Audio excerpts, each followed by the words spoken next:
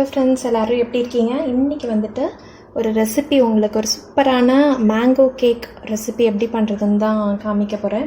அதுக்கு ஃபஸ்ட்டு ஒரு மிக்சிங் பவுலில் வந்துட்டு 60 கிராம் ரூம் டெம்பரேச்சர் பட்டர் மாதிரி எடுத்துக்கோங்க. நான் எல்லாமே ஓரளவுக்கு மெஷர் பண்ணி எடுத்து வச்சுருக்கேன். 60 கிராம் பட்டர் பார்த்திங்கன்னா அது வந்து நல்லா சாஃப்டாக இருக்கணும், ஹார்டாக இருக்கக்கூடாது.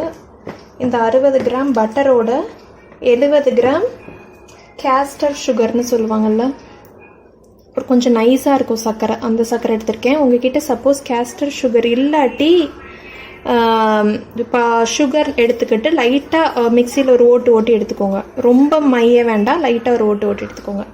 இது வந்து 70 கிராம்ஸ். இதை வந்து மிக்ஸ் பண்ணிக்கோங்க. லைட்டாக ஒரு மிக்ஸ் பண்ணிவிட்டு நம்ம பீட்டர் தான் யூஸ் பண்ண போகிறோம். பீட்டர் இல்லாட்டி விஸ்க் வச்சு நல்லா மிக்ஸ் பண்ணுற மாதிரி இருக்கும் ஒரு 5-10 மினிட்ஸு.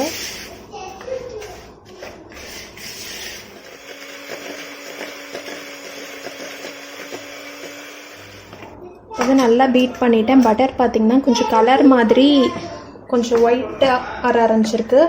இந்த டைமில் ஒரு எக் வந்துட்டு எவ்வளோ கிராம்ஸ்னு நான் பார்த்துக்க போகிறேன். ஸோ நல்லா வைக்கிறேன், ஊற்றிக்கிறேன். நெக்ஸ்ட் இங்கே வந்துட்டு மேங்கோ பியூரி எடுத்து வச்சுருக்கேன். இது 140 கிராம். நார்மல் நம்ம எந்த மேங்கோவாக இருந்தாலும் ஓகே, பட் இனிப்பாக இருக்கணும், புளிப்பாக இருக்காது எடுக்காதீங்க. அதை வந்துட்டு மிக்சியில் ஜஸ்ட் ஒரு 2 ஓட்டு ஓட்டிட்டிங்கன்னா நல்லா இந்த மாதிரி கிடைக்கிறதுல இதை வந்துட்டு எடுத்து சேர்த்துக்கோங்க. இது வந்துட்டு 140 கிராம் இருக்குது.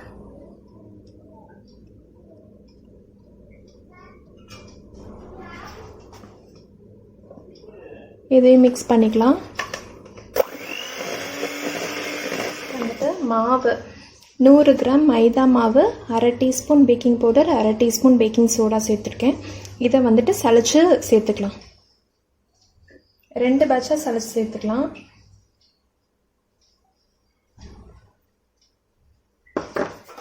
கொஞ்சமாக ஒரு பிஞ்ச் உப்பு இருக்குது. இதை வந்துட்டு ஒரு மிக்ஸ் பண்ணிக்கோங்க. நெக்ஸ்ட் பேட்ச் சேர்த்துக்கலாம்.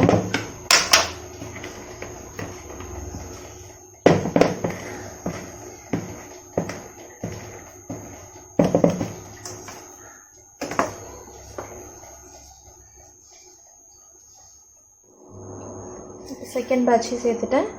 இப்போ இந்த மாதிரி கட் அண்ட் ஃபோல்ட் மெத்தடில் மிக்ஸ் பண்ணிக்கோங்க.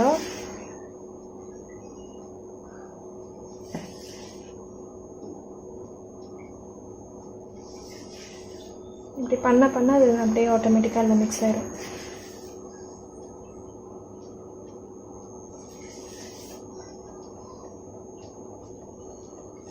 பவுண்ட் கேக் மாதிரி பண்ணுறதுனால இந்த மாதிரி பிரெட் லோஃப் பேன் மாதிரி இருக்குல்ல, இதில் வந்துட்டு பார்ச்மெண்ட் பேப்பர் போட்டு வச்சுருக்கேன்.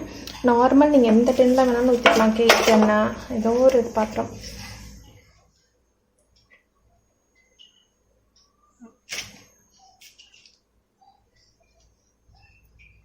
ஸ்பூனில் எடுத்தே போட்டுருங்க, ஸ்பேச்சுலாவில் எடுத்தே நான் போட்டுறேன்னு கதை வசதியாக இருக்கு.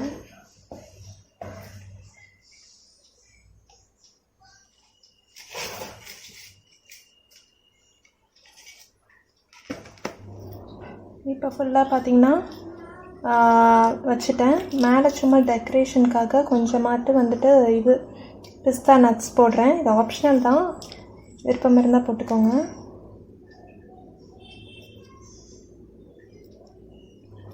இப்போ வந்துட்டு இதை ப்ரீ ஹீட் ஆன ஓடிஜியில் 30 மினிட்ஸ் to 40 மினிட்ஸ் கிட்ட ஆகும். இந்த மாதிரி வச்சு எடுத்துகிட்டு காமிக்கிறேன். பார்த்திங்கன்னா நல்லா பேக் ஆகிடுச்சு. எனக்கு வந்து கிட்டத்தட்ட 50 மினிட்ஸ் ஆச்சு.